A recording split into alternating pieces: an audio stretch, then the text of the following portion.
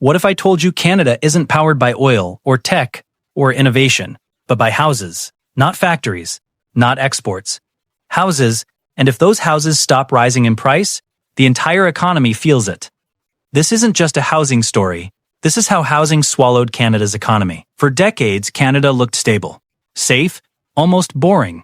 After the 2008 financial crisis, the United States collapsed under bad mortgages and reckless lending. Banks failed. Millions lost homes. But Canada? It survived. Its regulations admired. It was called the safe haven. But while America deleveraged, Canada doubled down. Interest rates dropped, mortgages became cheaper, credit expanded, and Canadians did what anyone would do. When money is cheap, they bought. Then they upgraded. Then investors stepped in. Then speculators. Then foreign capital. And slowly, quietly, housing stopped being shelter. It became the economy. Between 2000, 22 home prices in major cities didn't just rise. They exploded. In many areas, prices more than tripled. Construction cranes filled skylines. Condo launches sold out in hours. Pre-construction became a strategy, not a necessity. Real estate and construction grew to represent a massive share of GDP. Mortgage lending surged.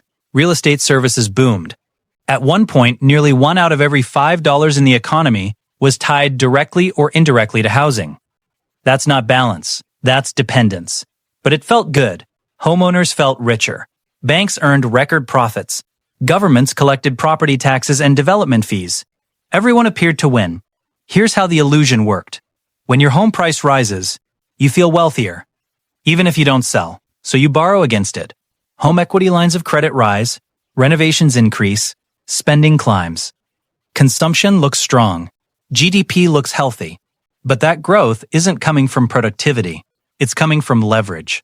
Canada's household debt-to-income ratio climbed above 180%, one of the highest in the developed world. For every dollar earned, nearly $2 were owed, and most of that debt tied to housing. For years, low interest rates made it manageable. Monthly payments stayed affordable. Prices kept climbing. Confidence remained high. Then inflation hit. Central banks pivoted. Interest rates rose sharply. And suddenly, the math changed. Mortgage renewals became painful. Monthly payments jumped. Investors saw margins shrink. First-time buyers vanished.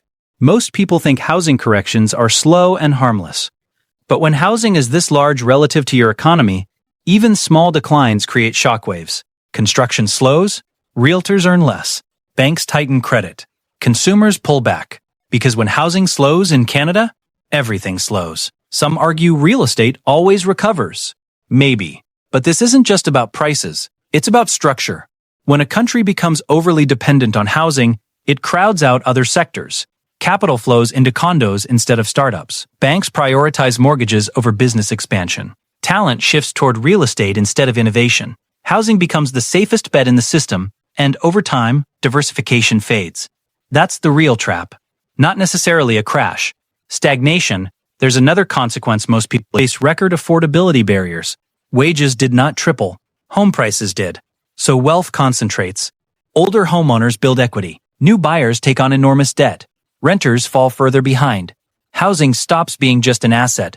It becomes a dividing line. Between generations. Between owners and non-owners.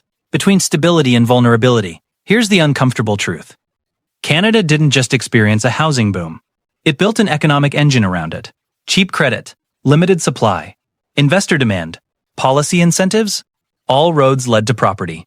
And when one asset class becomes this dominant, the entire system becomes fragile. Because growth built on rising house prices is not the same as growth built on productivity.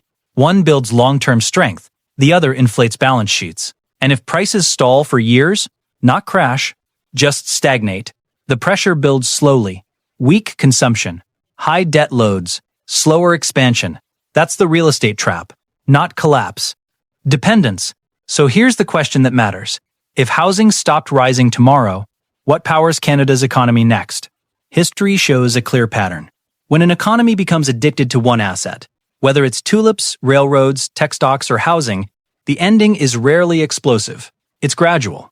It's structural. And it reshapes a generation.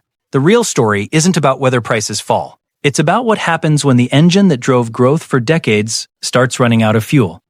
And once you see that pattern, you can't unsee it.